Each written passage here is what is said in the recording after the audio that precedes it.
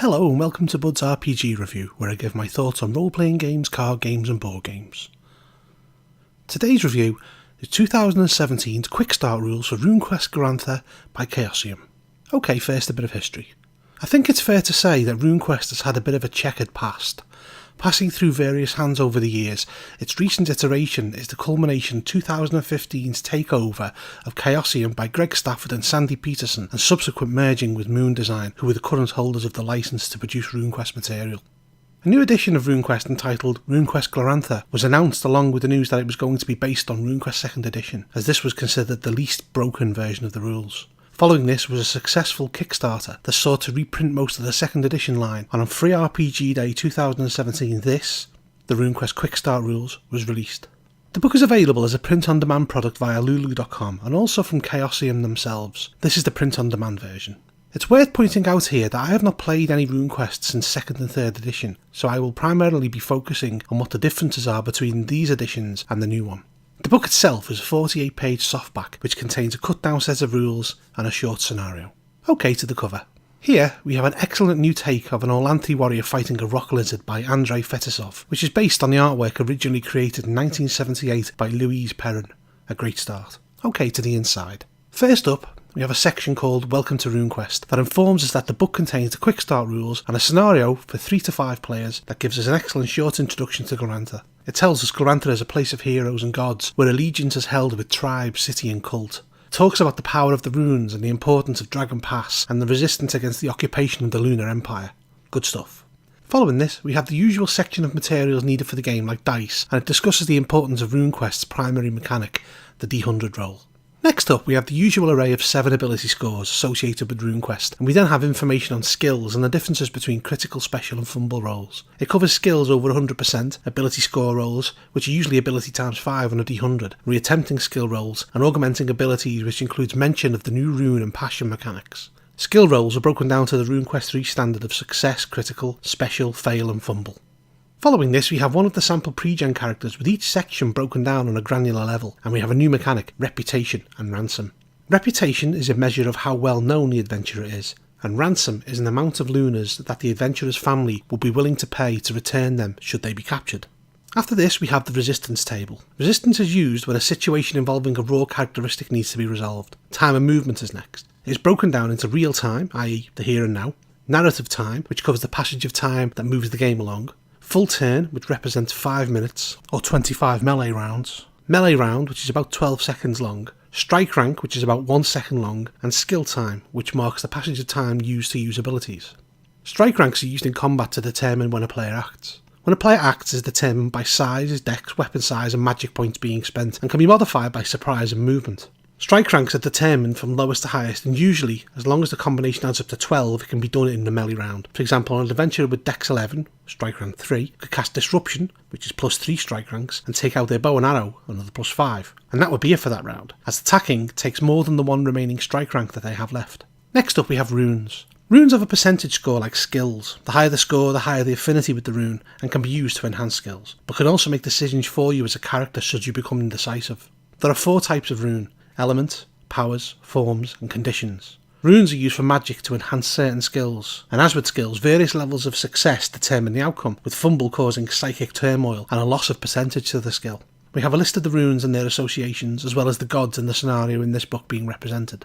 Passions are a mechanic to define strong feelings towards various things, loyalty, hatred, honour, etc., and give adventurers a chance of helping a role succeed under specific circumstances. For example, an adventurer may be searching for their father who has become lost in the woods. They may suggest they use the passion called love, family, to aid their chance in the search skill to find them. The mechanic is functionally very similar to that for runes. It's worth pointing out that a rune or passion that is over 80% places them at the mercy of the Game Master, as mandatory rolls can be required. We also have listed some of the Gloranthan gods, which includes some of the Lightbringers.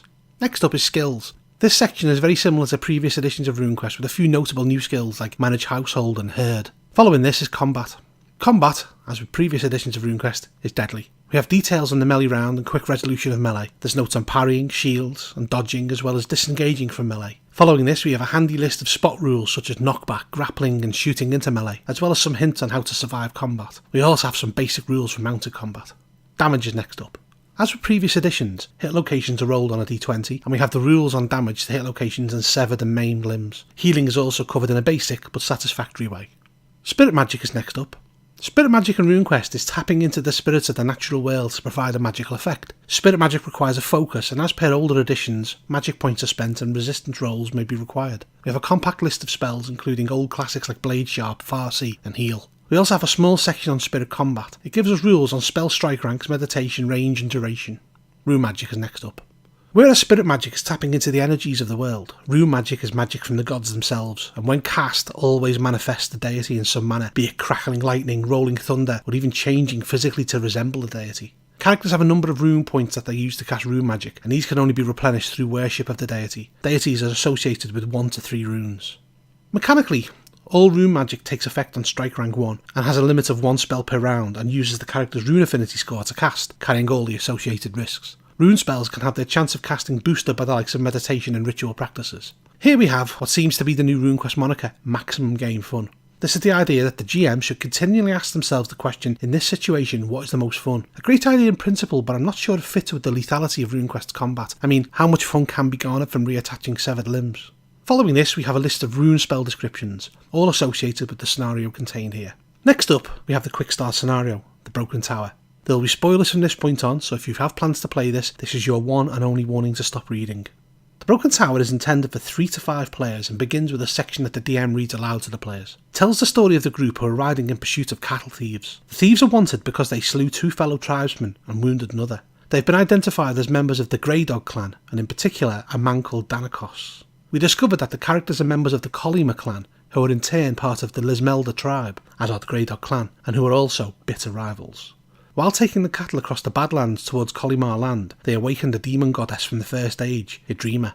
Idrima was once worshipped in this area, and due to her temple lying in ruin and her worship diminishing, she'd fallen into a slumber beneath the earth, but the thunder of cattle had driven her to wakefulness. She sent a portion of herself, a dream weft, to enthrall Danakos, who then subsequently insisted on taking the cattle to Idrima's temple. When he was opposed by one of his group, he killed her and bullied the rest into submission. They then set off towards the ruins, stabled the cattle and entered the ruined tower of Idrima's temple. Other than Danakos, only one of the Grey Dogs is still alive, driven mad and hiding in the ruins. Meanwhile, Danakos is readying a ritual to awaken Idrima by feeding her offerings from the herd. The players journey across the Badlands and eventually find the body of the Grey Dog that was slain by Danakos. Here, the players encounter a hermit shaman of Dakafal, Carthalo. Carthalo can aid the players greatly with information on not only the area but Idrima herself. Carthalo informs the players that Idrima is known as the Stone Woman and that during the Gods' War she fought against Chaos. Here, Carthalo summons the spirit of Lanique, the slain Grey Dog, who the players can gain information from. As there is a coming storm, Carthalo suggests that the players stay with him in his hole for the evening. The next morning, the players continue their journey towards Idrima's ruined temple, which is lined with effigies of the Stone Woman.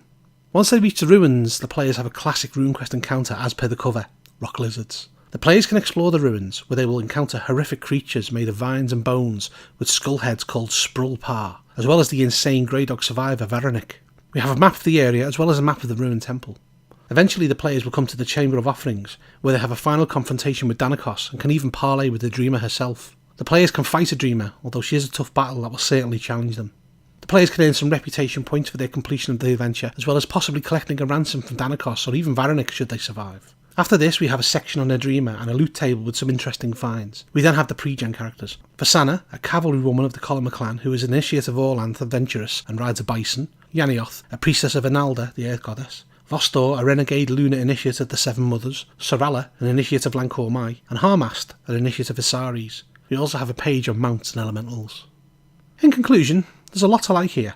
The step backwards to RuneQuest 2 with a dash of RuneQuest 3 is an incredibly bold but sensible one. It's clear to see why Chaosium decided to revisit the least broken set of the rules, and the familiarity here gives a sense of comfort and confidence for the upcoming edition. The new use of runes is inspired, as I always felt that the runes never met their full potential in previous editions. I mean, the game is called RuneQuest, so they really need to take a centre stage. Passions, for me, felt like a step too far. Everyone has a runic affiliation, although I do kind of understand the reasoning. It feels like runes and passions could clash at times, which I imagine is by design. The combat rules are quite clearly presented, as is rune and spirit magic, and although sorcery is notable in its absence, Chaosium have said it's going to be in the new edition. The use of Glorantha as the basic world for the rules is absolutely the right decision in my eyes, and by producing this in the way they have, Chaosium will have whetted the appetites of previous fans, as well as preparing new fans for what's to come.